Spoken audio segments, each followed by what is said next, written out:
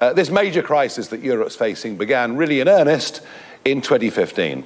It followed the disastrous war in Libya and led to large numbers of people beginning to cross the Mediterranean in boats. I was there in the European Parliament at the time.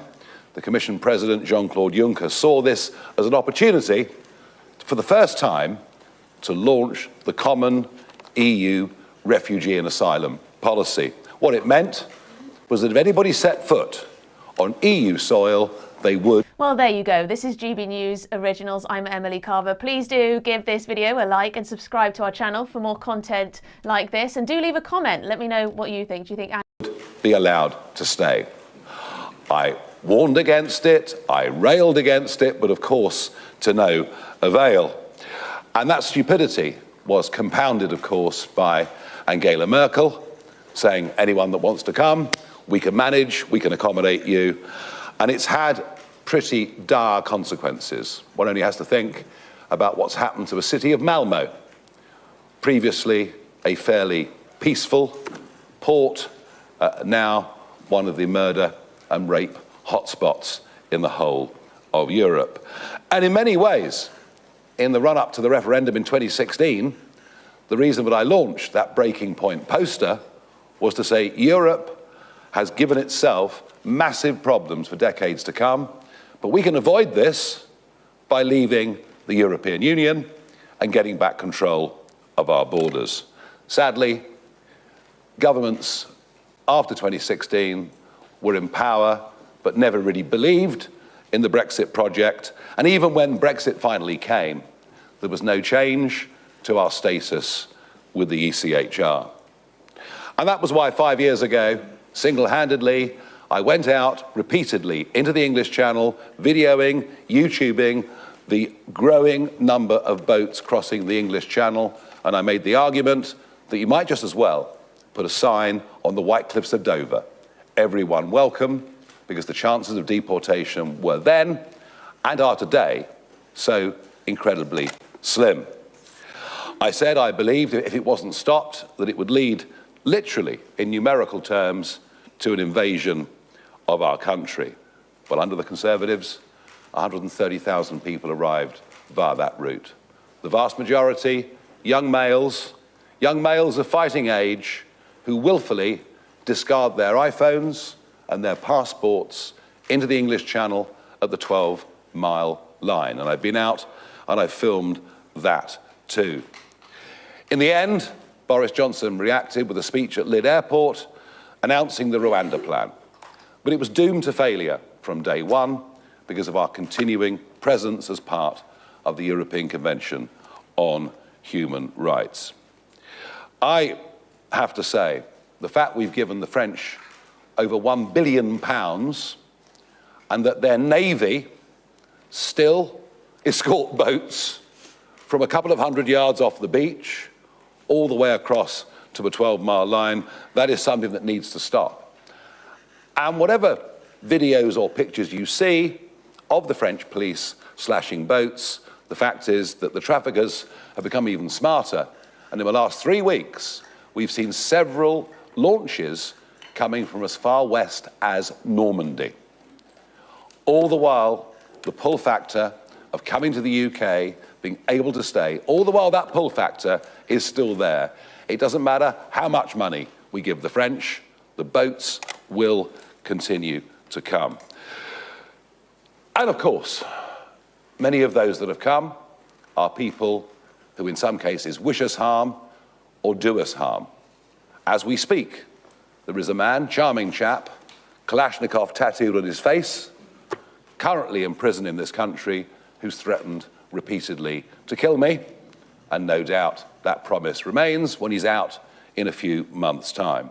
But there isn't a single week that goes by where we don't see stories of serious crimes, sexual assaults, rapes, and we know for a fact that many that are now coming come with the deliberate attempt of joining criminal gangs in Britain as soon as they come. But it is worse than that. I first started voicing this again 5 years ago to say this would become, or could become then, a national security emergency. And that is exactly what it is. Repeatedly, I've asked the Prime Minister, well, the last Prime Minister, Keir Starmer, in PMQs, whether he would declare a national security emergency.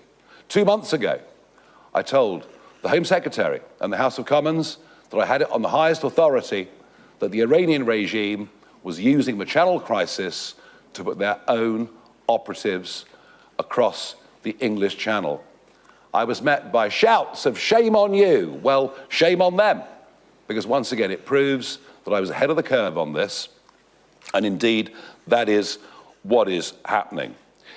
So Operation Fortress will be a combined military operation. It will save lives, it will help the French in fulfilling their job of stopping the boats, and it will save a huge amount of money. We are very confident that our policy of securely picking people up and safely taking them back to France, we are entirely confident that that falls within other conventions of international law, and you'll see that argued clearly in this document. And when you think about it, what is the Royal Navy for? If the Royal Navy is not there to protect this country from invasion, then frankly, I can't see what its purpose is. Operation Fortress and the battle for the English Channel. Welcome back to Britain Underneath, the place where we pull back the curtain on the institutions, political manoeuvring and high-stakes power plays shaping the United Kingdom today. Before we jump right into this remarkable turn of events, make sure to take a brief breath, stay informed and subscribe to Britain Underneath so you never miss our deep dives into the undercurrents of British politics. Your support helps this channel grow and allows us to keep bringing you accurate, unvarnished insight into the issues that truly matter. Now, let us jump directly into the heavy waters of modern Westminster strategy. The political landscape of Great Britain has taken a dramatic, uncompromising turn as Reform UK unveils its latest flagship policy, Operation Fortress.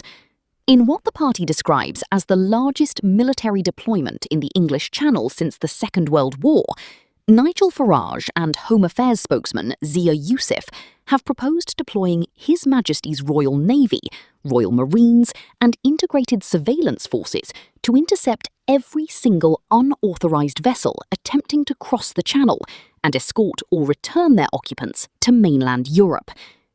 To understand why this proposal is causing seismic shifts across Westminster, one must look at the broader geopolitical context. Border policy has long been a flashpoint in British public life, but the introduction of Operation Fortress represents an undeniable escalation in policy posture. The core thesis presented by Reform UK is straightforward yet fiercely debated. Treat cross-channel irregular journeys not simply as an administrative border issue, but as a national security priority that requires a unified armed forces response. Under the framework outlined in the policy document, Operation Fortress would construct a joint military command, bringing together naval assets, aerial surveillance and intelligence agencies to monitor the world's busiest shipping lane. When an unauthorised vessel approaches British waters, Royal Navy units would be tasked with picking up individuals safely, providing immediate humanitarian assistance, and taking them directly back to ports or coastlines across the Channel. The strategy draws clear inspiration from Australia's historic Operation Sovereign Borders, relying on the theory that if the destination cannot be reached, the incentive to pay maritime smugglers evaporates entirely. However, the reality of implementing such a sweeping operation brings immense legal, diplomatic and logistical hurdles to the surface. Critics, including former naval commanders and legal scholars, have been quick to highlight the extraordinary complexities involved. The law of the sea strictly governs maritime operations, mandating that state vessels rescue those in distress. But returning individuals to foreign territory without explicit diplomatic consent from European partners introduces unprecedented international legal friction. If European nations decline to receive vessels escorted back by the Royal Navy, the potential for diplomatic standoffs at sea becomes very real. Yet proponents of the strategy maintain that international safety protocols and basic maritime obligations validate returning individuals to the nearest safe port, arguing that northern European shores fit that criteria unequivocally. The timing of this proposal is equally fascinating when viewed through the lens of electoral politics. Prime Minister Andy Burnham and the Labour administration have maintained that their current approach, focused on law enforcement intelligence, dismantling smuggling networks, and working alongside European police forces, is yielding measurable progress. Figures suggest irregular arrivals have dropped notably compared to previous years. However, high-profile incidents across continental Europe and lingering public frustration over border security ensure that the topic remains top of mind for voters. For Reform UK, Operation Fortress serves a dual purpose. On one level, it lays down a concrete, hard-line policy proposition intended to appeal to voters who feel successive governments have lacked the resolve to enforce strict border controls. On another level, it places direct pressure on both Labour and the Conservative opposition, forcing rivals to clarify precisely how far they are willing to go to secure the coastline. When analysing the logistics, the debate shifts to military capacity. Skeptics point out that the Royal Navy operates under tight resource constraints, with existing offshore patrol vessels stretched across global commitments.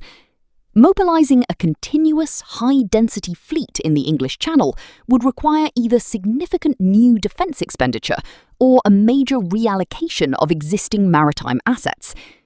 Supporters respond by asserting that the financial resources currently allocated to temporary border processing and long-term accommodation could easily be redirected to fund naval patrols, transforming an administrative drain into a military deterrent. Beyond the immediate tactical arguments lies a fundamental philosophical question about British sovereignty and international treaties. Operation Fortress would almost certainly necessitate a complete departure from the European Convention on Human Rights, a move that Reform UK has championed for years, but one that mainstream legal bodies warn could disrupt broader legal frameworks. The debate is no longer just about boats in the sea. It is about how Great Britain views its legal obligations, its relationship with continental neighbours, and its national security apparatus in the modern era.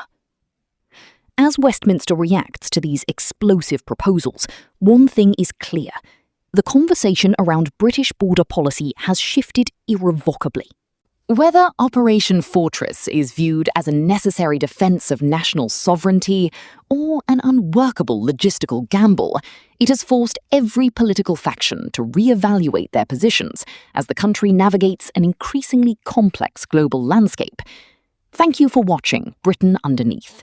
Take a breath, stay informed, and please encourage yourself to hit that subscribe button right now to support the channel and ensure you are always up to date with the raw, mature political analysis you cannot find anywhere else. We will see you in the very next video.